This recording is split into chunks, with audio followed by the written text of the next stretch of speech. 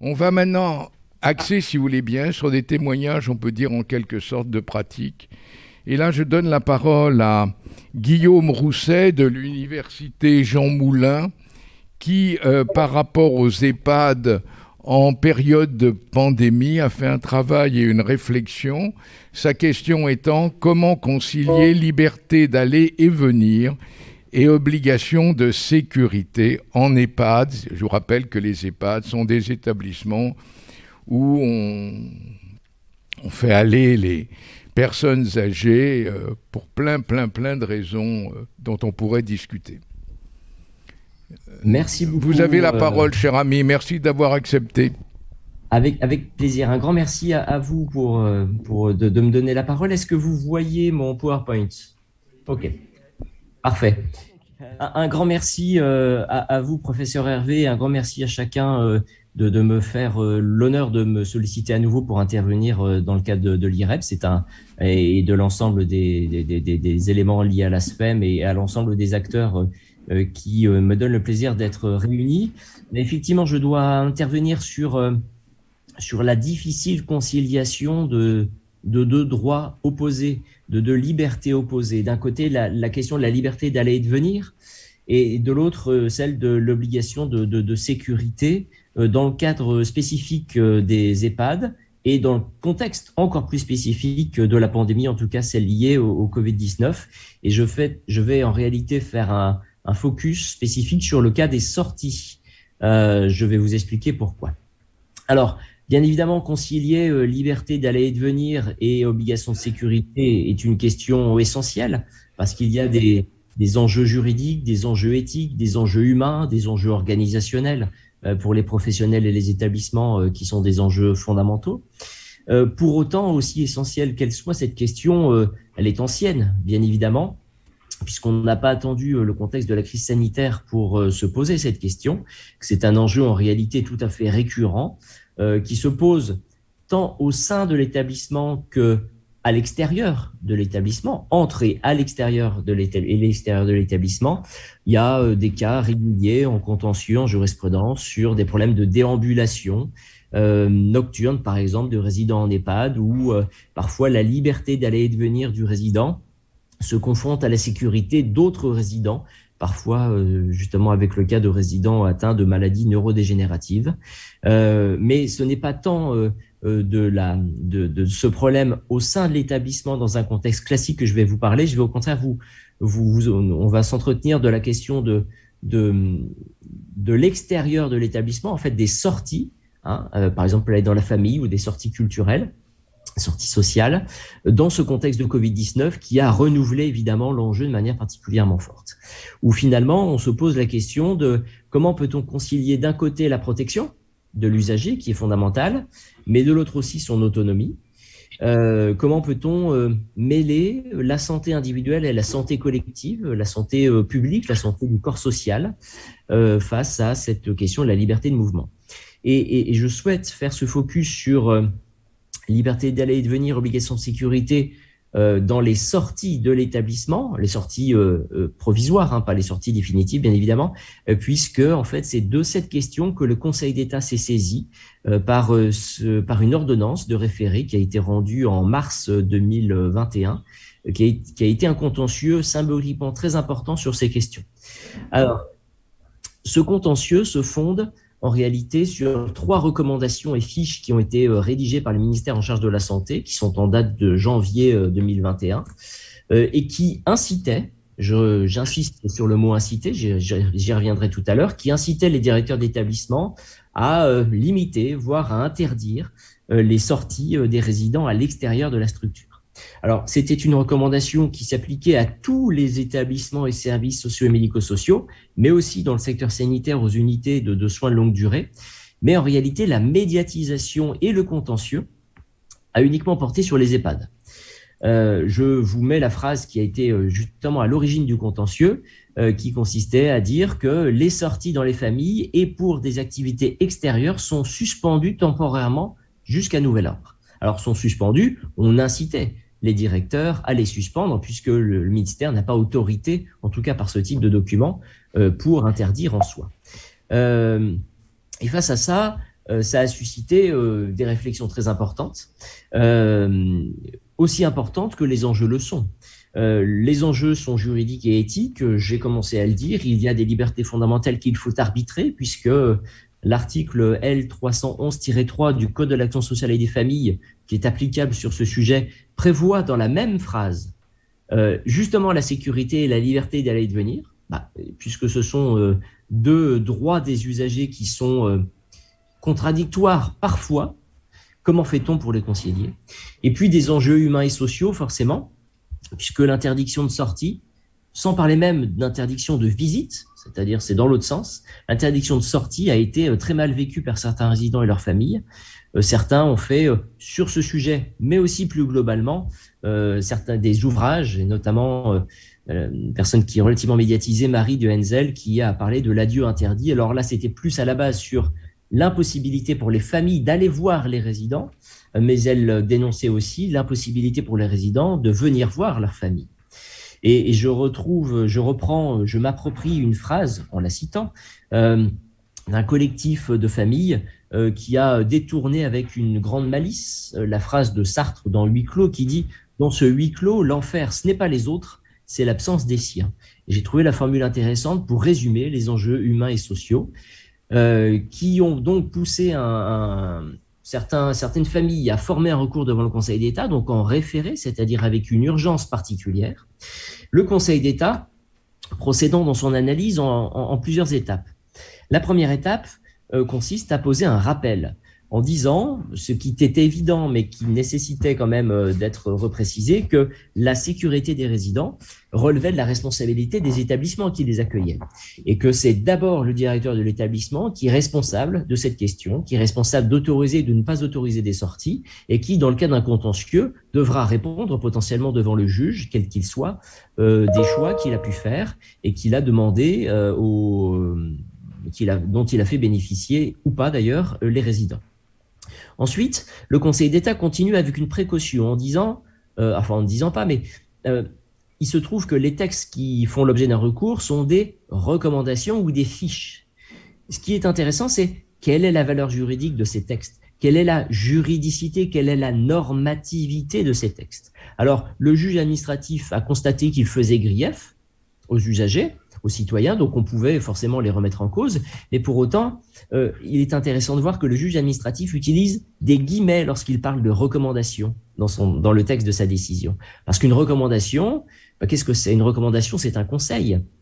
Si ça n'est qu'un conseil, je ne suis pas obligé de le suivre. Si je demande à mon fils de 9 ans de faire ses devoirs, si je lui conseille de faire ses devoirs, il va me dire merci papa de ce conseil, mais je m'en émancipe.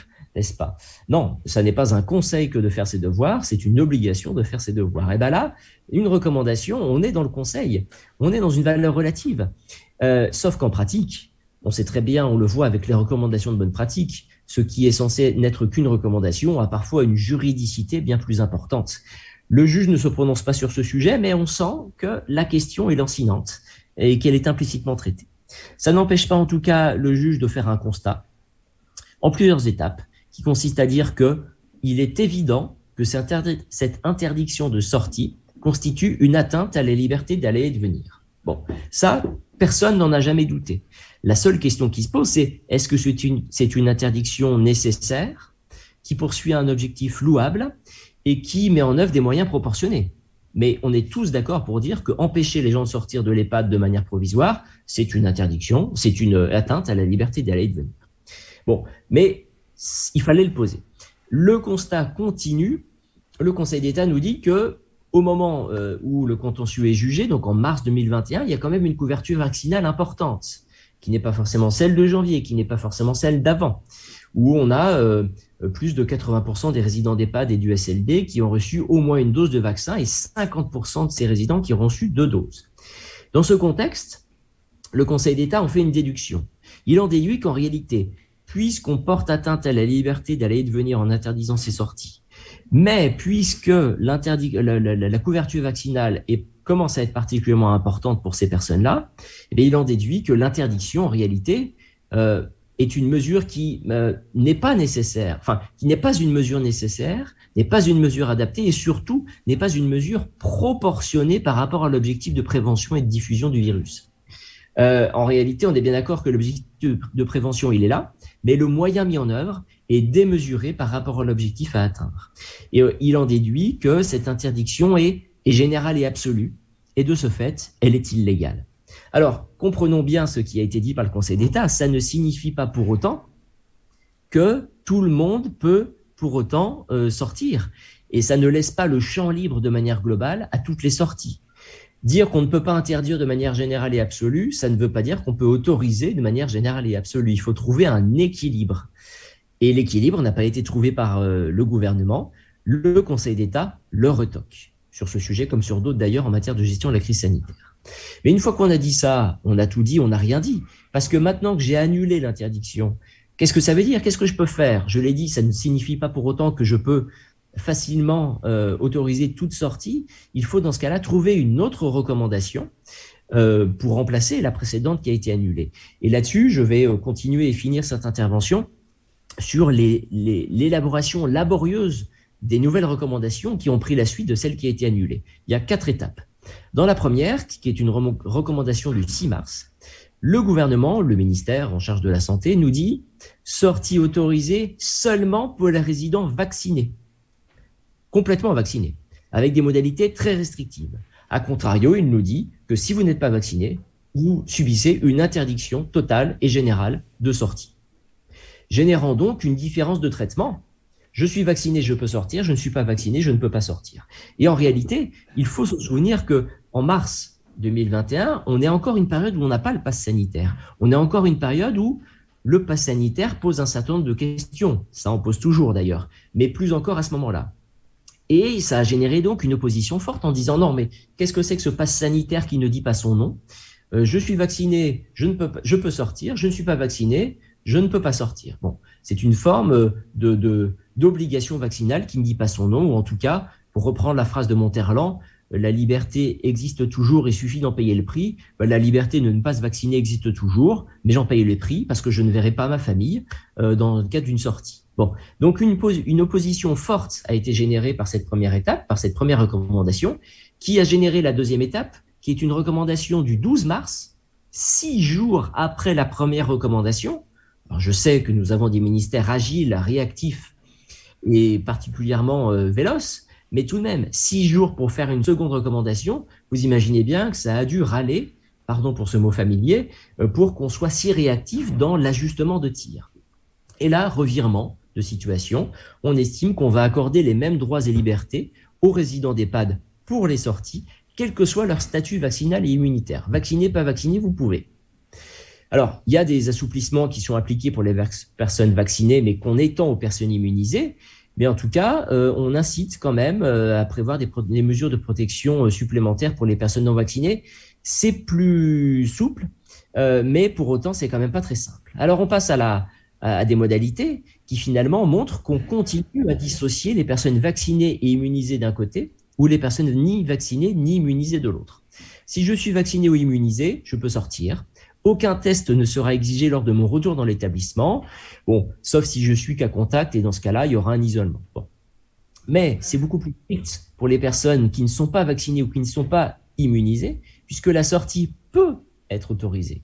Alors que dans l'autre cas, la sortie est autorisée. Là, la sortie peut être autorisée en fonction de l'appréciation de la situation par le médecin coordonnateur, avec l'équipe soignante, avec une balance bénéfice-risque, en fonction du contexte viral du territoire, en fonction de la situation du résident, etc., etc. Donc, il n'y a pas d'automaticité. Donc, on retrouve une dissociation selon le statut vaccinal ou immunitaire. Et si la sortie est autorisée, on va certes informer le résident et ses proches des risques, mais surtout, au retour dans l'établissement, on recommandera de réaliser un test, ok, mais surtout, on va isoler le résident pour les activités collectives et les repas collectifs pendant 7 jours. Donc, c'est sortez, vous pouvez, mais par contre, quand vous revenez, vous allez le regretter potentiellement, parce que vous allez être à l'isolement pendant 7 jours. Ça, c'est la deuxième étape. Troisième étape, on arrive dans un contexte où le Haut Conseil de la Santé publique a rendu un avis sur la question des EHPAD et des USLD. On a aussi eu un rapport, le rapport de la Défenseure des droits, sur la question des droits fondamentaux des personnes âgées accueillies en EHPAD, le rapport de mai, qui a donné un contexte où les libertés fondamentales des résidents étaient de plus en plus proclamées. Là, le gouvernement ajuste en disant, écoutez, dans ce contexte, la recommandation, la deuxième, n'est plus possible, on va assouplir, on va essayer de tendre vers un retour à la vie normale, et on a des recommandations du 13 mai 2021 qui mettent fin à certaines dissociations. Alors, il y a des mesures un peu restrictives facilitantes, pardon, puisque avant, il fallait appliquer un certain nombre de mesures dès qu'on avait un cas positif dans l'établissement. Maintenant, c'est dès 3 cas. Bon, c'est un peu plus souple. Mais surtout, la modification fondamentale, c'est que pour les personnes non vaccinées ou immunisées, au retour, alors je vous ai mis la phrase parce qu'elle est délicieuse, je trouve, il faut limiter le cas échéant et dans la mesure du possible les contacts avec les autres résidents. Entre parenthèses, c'est la phrase qui est intéressante, pas d'activité collective, pas de repas collectif pendant 7 jours. Phrase suivante, cette limitation ne doit pas conduire à un isolement des résidents dans leur chambre lors du retour en établissement. Alors, ne soyons pas médisants, il y a sûrement des possibilités pour limiter les contacts avec les autres résidents sans isoler les résidents dans leur chambre, mais ça paraît quand même un peu contradictoire. Comment, d'office, limiter les contacts sans pour autant isoler les résidents dans leur chambre?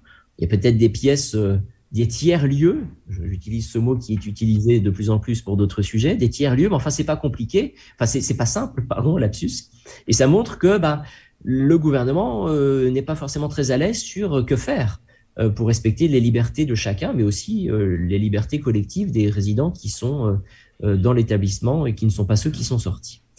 Et on arrive sur une 4e et dernière étape, qui est les recommandations du 21 juillet 2021. Vous voyez, le titre est révélateur, « Retour au droit commun ». Là, c'était « Retour progressif vers la vie normale », là, c'est « Retour au droit commun », où on a les sorties autorisées, même s'il faut sensibiliser les résidents sur les gestes barrières, la famille aussi. On n'a aucune limitation des activités collectives au retour. Donc, vous voyez, ça se libéralise de plus en plus, sauf en cas de contact à risque.